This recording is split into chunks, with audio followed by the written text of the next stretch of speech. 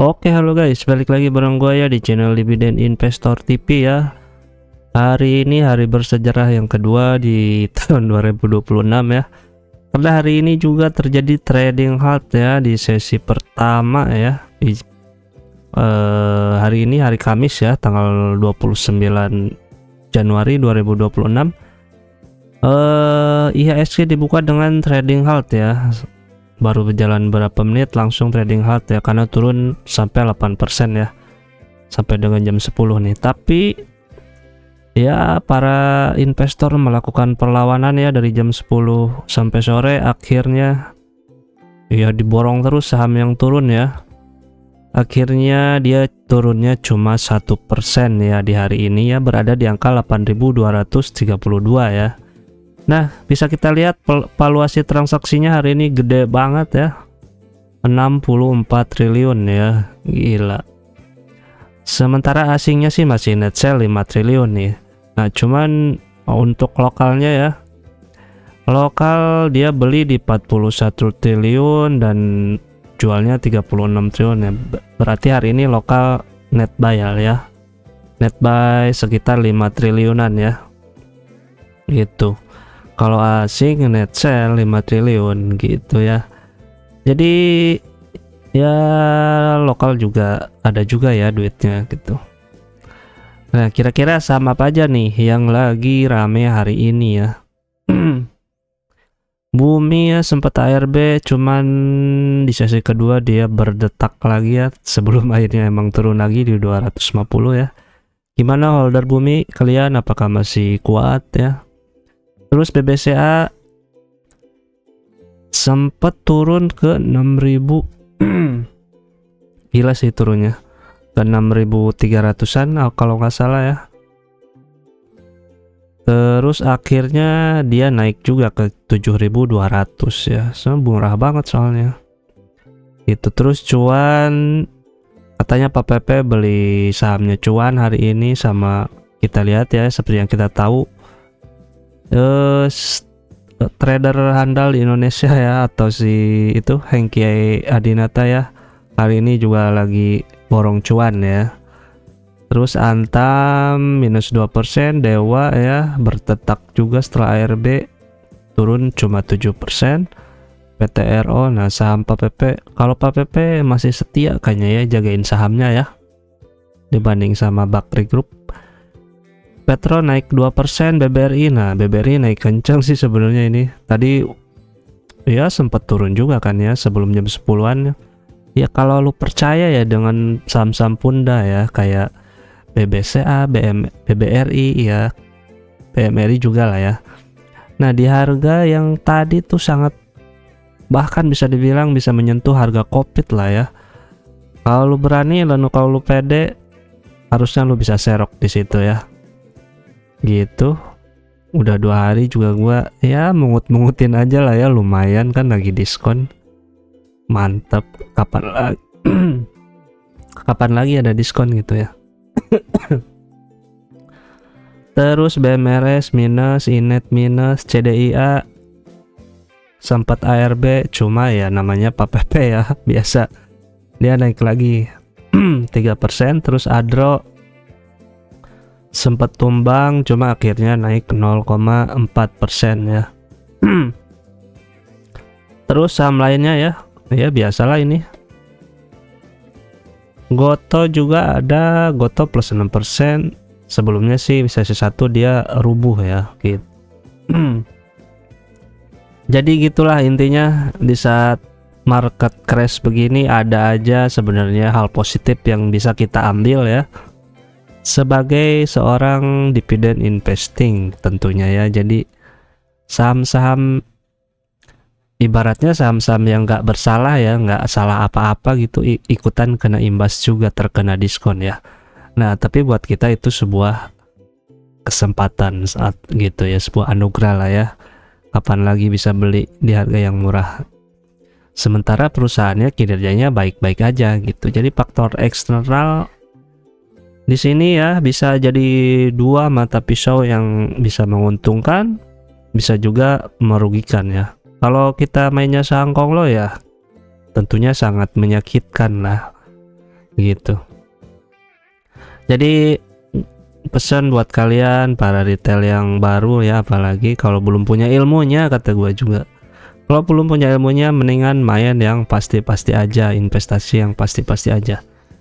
Jangan main saham yang terlalu ganas lah kalau kalian belum mengerti ilmunya gitu, oke? Ya, semoga aja besok roboh lagi. Besok libur sih ya, tapi Senin kayaknya mungkin udah cerah ya. Udah biasa lagi, soalnya OJK sama ya pihak yang terkait udah beri klarifikasi ya. Sebenarnya sih udah dari tahun lalu ya, akhir tahun udah diperingatin sama MSCI ya. Cuma ya mereka tetap solid lah ya sama para konglo gitu. Jadi akhirnya sekarang kan kerasa. Oke, nah kali ini gue pengen bahas saham IKBI ya.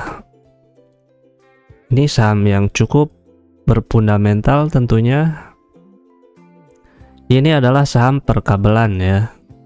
Saham kabel-kabel Sumi Indo Kabel ya, bergerak di bidang industri kabel, perlengkapan listrik ya. Memproduksi konduktor, terus kabel listrik, kabel kontrol, nah serta kabel telekomunikasi ya, kabel tembaga dan kabel serat optik ya, gitu. Nah, yang gua garis bawahi ya tentang kabel serat optik ya. Karena kan sekarang lagi ramenya tuh tentang pertelekomunikasian, tentang WiFi-WiFian ya, WiFi-WiFian ya, pokoknya tentang WiFi kan lagi pada hype tuh. Tentang WiFi murah atau apalah. Nah, kemungkinan besar dia harusnya sih dapat bagian jatah ya, untuk harusnya kan butuh kabel dan serat optik juga. Nah, si ini kan termasuk salah satu pabrik yang membuat barang tersebut gitu ya. Jadinya menurut gua ya cukup bisa dibutuhkan lah ya, karena bisa dilihat nih dari labanya ya. Untuk tahun 2025 ini dia naik kenceng nih. Secara revenue sih biasa aja ya, tapi net income-nya dia secara anualis ya dari 91M di 2024, tapi 2025 bisa menghasilkan kurang lebih estimasi bisa 144 miliar ya. Nah, tapi ini perlu dikonfirmasi lagi apakah dia beneran ada dampak dari serat kabel optik atau dan lain-lain yang sedang hype sekarang ini ya, atau enggak gitu. Itu perlu diperdalam lagi ya. Tapi untuk screening awal ya boleh lah ya, kita bahas saja dulu ya. Dia IPO-nya udah lama sih, tahun 91 ya. Harga IPO saat itu 4.950 ya, harganya sangat premium ya. Lembar sahamnya cuma 3.500.000 yang di IPO-kan, dan hasil IPO-nya kurang lebih 17 miliar ya. Nah, terus free float-nya kecil ya, 7,6% nih. Gitu. Jadi OJK kan BEI ya, dia kemarin kan udah mau ngatur tentang free float yang minimal 15% ya. Tapi kayak menguap gitu aja ya, nggak ada actionnya gitu. Nah, kemarin pas MSCI bikin ulah, nah tadi dia si para BEI atau OJK membaca lagi tentang free float yang minimal 15% itu ya. Katanya sih dia udah menanggapi MSCI, tinggal menunggu bagaimana MSCI menanggapinya, nah baru dia akan bertindak lagi gitu. Nah, untuk si IKBI dia transaksi hariannya 92 juta ya, terbilang kecil ya, masih di bawah 100 juta ya, tapi ya lumayan lah ya. Kalau kemarin sih 235 juta, sebelumnya 74 ya, nggak gede-gede banget lah ya di sini. Jadi jangan terlalu banyak masuknya ya untuk hariannya karena kurang liquid. Mungkin karena belum banyak yang lirik aja kali ya. Lembar sahamnya sekarang ada di 1,2 miliar lembar saham, harga sekarang 545 ya. Nah, bisa kita lihat ya, saham yang berfundamental ketika ada crash yang selama 2 hari ini, kita lihat harganya dia turun mentok di 510 ya. berarti kurang lebih berapa persen tuh? Sekarang kan berarti 35 ya. Ya kurang lebih 8%-an lah ya. Tapi di akhir sesi hari ini ya kembali lagi harganya 545 ya. Begitulah saham yang ada fundamentalnya, kita bisa lihat ya dengan gampangnya. Beda lagi dengan saham yang nggak ada pegangan fundamentalnya ya gitu, ibaratnya nggak ada pondasinya. Kalau ada gempa ya otomatis dia roboh ya, nggak kokoh gitu, ibaratnya begitulah ya. Nah, market capnya lumayan kecil ya, cuma 600 miliaran. Terus secara fundamental likuiditas dia ada 1,4 triliun, harga bukunya sih 1150 ya, berarti PBB-nya masih 0,47 kali ya, masih setengah kali. Kalau PBB-nya dia menjadi 1 ya berarti ada gap sekitar 100% kenaikan untuk value-nya ya. Liabilitasnya juga kecil, 422 M doang, DER-nya berarti 30%. Total aset 1,8 triliun, PE-nya cuma 4,6 kali ya. Kita cek PE rata-ratanya. Ya, udah gua ilangin. Bentar ya. Secara grafik PE-nya gimana nih? Untuk setahun, nah rata-rata PE-nya 6 kali ya, sekarang cuma 4,6. Untuk 3 tahun 7 kali ya. Terus 5 tahun, oh ini kurang solid sih datanya kalau 5 tahun. Untuk 3 tahun ya kurang lebih dia rata-rata PE-nya di 7 kali ya. Tapi dia sempat naik di Juni sampai Oktober ya. Gitu.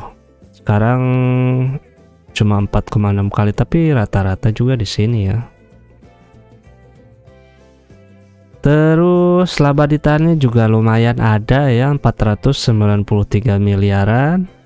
Terus secara revenue dia untuk 2025 ya Q1 1,45 triliun, Q2 885 M, dan Q3 1 triliun ya. Secara gross profit marginnya dia cukup tipis, net profitnya juga tipis juga ya, sekitar 3 atau 4%-an ya. Berarti EPS Q1 31 dan Q2 29, Q3 27 ya. Secara anualis 116 ya. Naik kencang sih dibanding 2025 ya. EPS dia 2024 cuma 74 ya, tapi sekarang udah 116 atau 117-an ya. Gitu. Dia bagi dividennya setahun sekali, bulan September 2025 ya. Jadi di harga sekarang dengan IPS kurang lebih 116 dan payout ratio-nya 37% ya. Ini biasanya dia baru dari 2022 bagi dividennya ya. 37% kali 116 sama dengan 43, berarti kurang lebih 8% ya. Lumayan gede ya. Karena ada kenaikan EPS ya di sini. Secara net profit margin juga naik, tapi kalau secara revenue sih sebenarnya nggak oke-oke banget ya, masih di situ-situ aja ya. Bahkan bisa turun nih dari 2024. Cuma dia ada ada penghematan ya kayaknya di beban-bebannya, jadi net profit marginnya naik signifikan ya gitu. Itu sesuatu hal yang bagus ya dalam operasional perusahaan gitu. Nah, harga warasnya berarti ada di angka ini sampai dengan Q3 ya, karena dia baru Q3-nya baru muncul ya setelah laporan keuangannya diaudit gitu. Harga warasnya di angka 432 sampai dengan 865 ya. Jadi sekarang masih sangat di harganya ya, 8% gitu kurang lebih ya. Untuk setahun ya. Nah, tapi karena dia baru bagi dari 2022 ya, jadi harusnya sih udah mulai konsisten lah ya, biar bisa dipercaya oleh market gitu. Biar ya valuasi hari ini juga bisa naik gitu, sahamnya makin rame karena jarang yang bahas juga sih saham ini ya.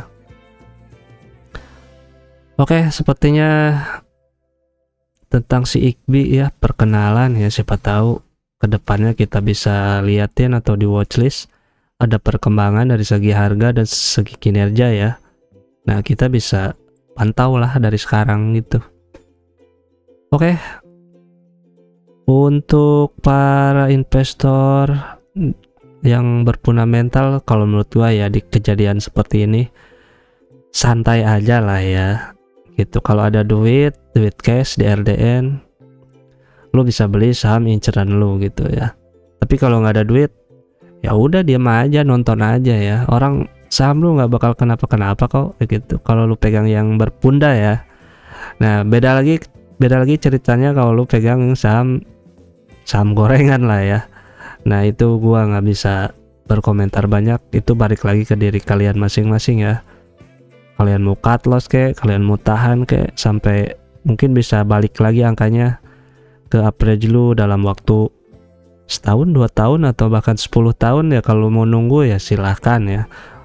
10 tahun menunggu hanya untuk menunggu harga balik ke average aja gitu ya. Tapi nggak ada dividen, nggak ada apa lu mau kayak gitu ya.